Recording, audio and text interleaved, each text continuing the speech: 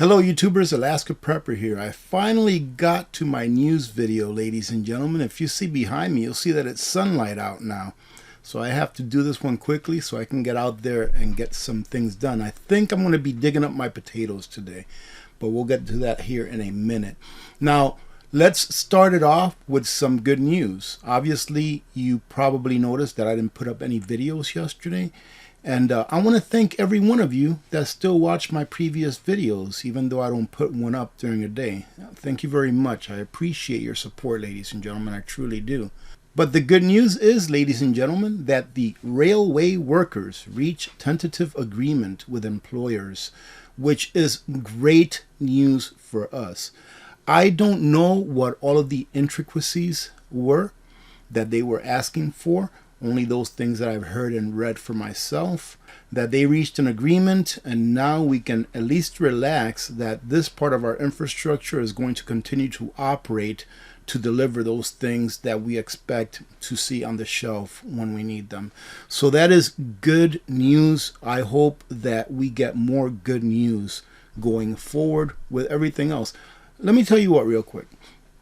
I hope that next week, let's say next week, let's say September 24th, right? Because I've heard that date on more than one occasion, even on more than that one occasion that we've talked about in the past.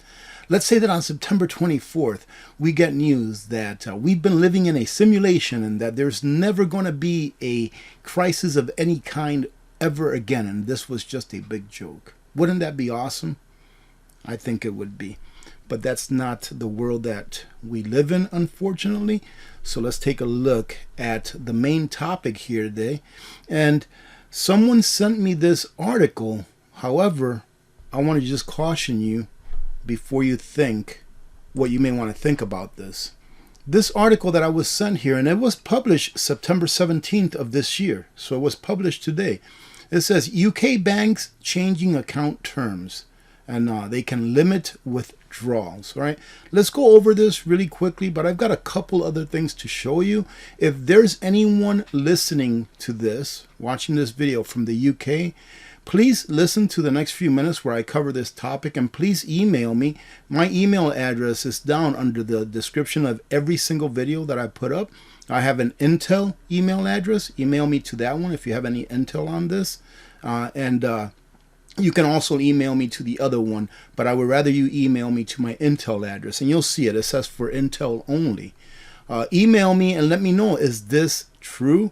How long has this been going on? Is this a new practice? Because just looking at this, it seems to me, remember I tell you, read between the lines. Do a little bit of research, all right? Looking at this, it seems to me like this is something that just came about. So anyways, let's take a look here. I guess this here is part of their terms and conditions that were updated. I'm not sure why they left some parts out. They should have shrunk it so that we could see the whole thing. But this is a very short read. Banks in the United Kingdom have begun changing the terms of bank accounts to limit or refuse withdrawals that may affect their financial stability. And by they're talking about the bank's financial stability. I don't understand why banks, I'm pretty sure that the banks in the UK are kind of like in the same position that ours are in. I can't say that for a fact, but I don't understand why, where here in the US at least, banks are flooded with cash. They are flooded with cash, ladies and gentlemen. They have so much cash that they don't know what to do with it. All right, because remember, to a bank, cash or deposits into a bank, to them that is a liability. Why? Because they have to pay interest on that. Even if it's 1/10 of 1%, it's still a liability to them. So they would rather loan it out. And that's what they're doing. All of the excess cash that banks have, every night, it's called reverse repo. Every night they send that cash to the Federal Reserve, and the Federal Reserve holds it in their balance sheet, and then they go ahead and pay these banks interest on that money, even though it's a little bit. But when you multiply that fraction of a percent, I think it's like 1/4%. When you multiply that fraction of a percent times billions and billions and billions, it adds up. Account holders at Yorkshire Bank, for instance, received notification that the bank changed account terms to say we have the right to restrict transactions where we reasonably believe our financial stability may be at risk. So they're getting ready for bank runs, such as actual or potential abnormal levels of withdrawals. And who gets to define what abnormal levels of withdrawals are? Of course, they do, ladies and gentlemen. So if you want to go buy a car and you just happen to have, 15,000 pound in the bank, and you want to withdraw 10,000 pound to go buy a car, they may just tell you, no, you can't withdraw it. Why is that? Because as soon as you deposit money into a bank, you are now an unsecured creditor to that bank, meaning that the money is really no longer yours, ladies and gentlemen. And for those of you that think that the FDIC, for here in the United States, that they have your back, believe it or not, they do have your back. About 1/3 of 1% of your back. That's what they've got. They continue to say, put simply, if a whole slew of depositors started losing faith in the bank and started taking their money out, then the bank gives itself the right to prevent you from taking your money out. Changes like this don't happen by chance or for no reason. What do you think they might be planning? Remember, nothing happens by happenstance, especially when it comes to bankers or governments. So do you think they're planning something? Or when they actually do close the doors on you, are you going to be one of those that says, this was never planned? Well, I'll leave that up to you to decide, ladies and gentlemen. It seems logical to many account holders that the reason the banks are doing this is that they fear something in the future will cause people to come and withdraw their money. Bank account holders in the UK should look carefully at their account terms to see what rights the banks give themselves. It may actually be safer for people to keep a significant portion of money out of banks. Imagine that, what we've been talking about for years. This way you can get to it no matter what happens to them. Now, like I said, I tried to search for this exact same article in the internet, and this is the only one that I came up with. But this here shows that it was published today on the 17th of September. And let's take a look at a couple other ones that I want to talk to you about really quick. Banks block customers from withdrawing cash. And the thing that these articles, ladies and gentlemen, like this one, I'm trying to find this article. Where's their date? Like, when was this published? It doesn't say when it was published. All right. But here it says, when we presented them with the withdrawal slip, this is a person that went to withdraw cash. They declined to give us the money because we could not prove to them with a satisfactory explanation of what the money was for. So you're going to a bank to withdraw money that you earned, that was deposited in there into your account. And unless you give the bank, at least in this instance, according to this customer, a good reason as to why you need to pull that money out of the bank, they're not going to give it to you. All right? That's why a lot of people, I've heard, often say, including myself, keep some money out of the bank just in case you need to get to it in a hurry. That way you won't have any problems. And then the gentleman here says, Cotton said he was trying to withdraw 7,000 pounds, around 11 grand, to repay a loan to his mother when the staff refused. Cotton said he asked if he could withdraw 4,000, but they said no. Cotton said he was allowed to withdraw 3,000, but no more. What's the message? Well, I think you already know what the message is, ladies and gentlemen. If you are going to need cash in the future, you may want to keep a little bit at home. May want to keep a little bit somewhere that you can get to it in a quick hurry. Now, you do what you want. It's just me thinking out loud. It's what I would do myself and have done myself, because you never know when this is going to happen in a city near you. Now, I thought I'd cover this really quick.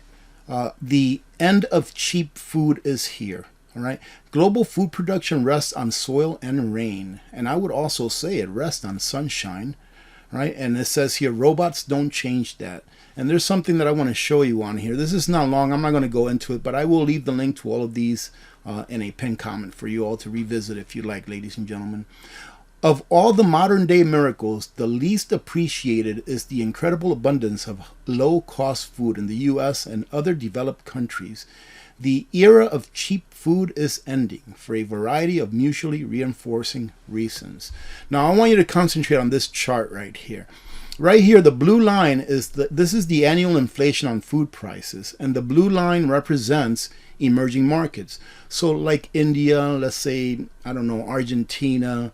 So you can see here that for the US, the red and the green, so the red is the US, the green is the Eurozone, you can see that the price of food inflation is going up, whereas in emerging markets, it's going down.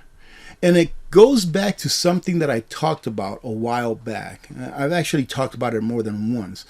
And it's that the clowns that are trying to control the world, ladies and gentlemen, what they want is they want a world of them and then a world of us where we all have equal equity, meaning that we will have nothing. All right? And that all of that nothing that we have, it will be even. So they are trying to bring down our standard of living while they're bringing up the standard of living of maybe some poorer countries, where we're going to meet in the middle, where we are all going to have the same standard of living. And what does that mean for first world nations like the US and the EU? It means that our standard of living is going to go down as the standard of living of real poor nations is going to go up until we meet in the middle. That's what we've got to look forward to. I'm not going to talk about this too much. I'm sure you've all heard about this laws that were passed in Illinois, right? Yes, in Illinois, about how people that get caught doing crimes, that they're not even going to have to pay bail or anything like that. But I wanted to go over this very last paragraph with you all. And it says, what's the reason for the Safety Act? As controversial as this law could be, let's look at how this came about. For many years in the United States, many have called to abolish the cash bail system.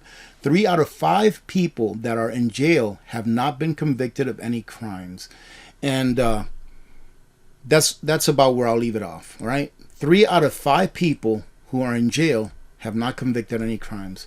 I remember a little instance that happened, just a few days after the start of a new year in the month of January. And from what I understand, there's still a lot of people there that are in jail that have not been convicted of a crime.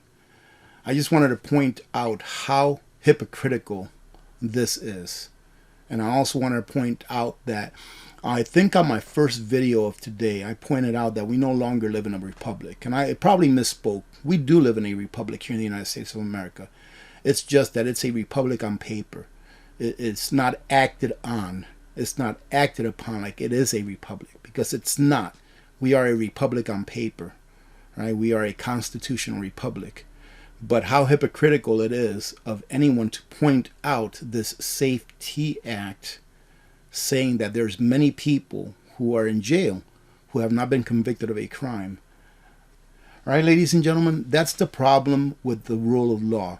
That once you start to allow man to interpret the rule of law instead of to just abide by the rule of law, then we get a mess like we have now. Not only in this state, I'm not just picking on this state, there's several other states that fall under the same predicament as this one. And the last thing that I have to cover with you today, India overtakes the UK to become the world's 5th largest economy. Did anybody think that this was not going to happen when the UK is pretty much committing financial and economic suicide? They have done this to themselves. And I'm not talking about the people, okay? So if anyone out there from the UK listening, it's not you. It's the government. Governments. Because there's more than one involved in what's happening now as far as all of this economic strife that we're experiencing, along with all of this energy problems that we're experiencing as well. And again, like I stated, eventually we are all going to be on an even playing field as far as our standard of living, no matter how much labor you produce. Because it is your labor that is being attacked, right? It is your labor that is being attacked, ladies and gentlemen. So this is going to continue to happen. We're going to see more and more countries that are in the lower socioeconomic status come up, and you're going to see a lot of first world nations come down until we meet in the middle, and that's what the clowns haven't planned for us. So I did a video a while back where I stated that we should, in first world nations, that we should get ready to see our standard of living decrease by as much as 75%. Because 75% is what it would take for all of the nations to be equal. But maybe it'll be more like 50%, because if they come up and we come down, maybe it'll be more like 50% instead of 75%. But that's where I stand at that. We'll see what happens going forward. The best thing that you can do, the best thing that we can do, ladies and gentlemen, is just to stay prepared. So get prepared and stay prepared. Having said that, my third video of the day, I am done. I have to go out there and get some work done. I will be doing a live stream tomorrow at 9 a.m. Alaska time, 1 p.m. Eastern time, all right? It'll be our normal Sunday live stream. Hopefully we can have a little bit of fun during that time together. Having said that, have a great weekend. Be safe. Remember to be good to each other. When good people do good things happen. Remember to reach one, teach one, and repeat. If we all did this, the world would be a better place. And you know that it will be a better place. Many blessings to all of you and your families. I'm Alaska Prepper. I'm out.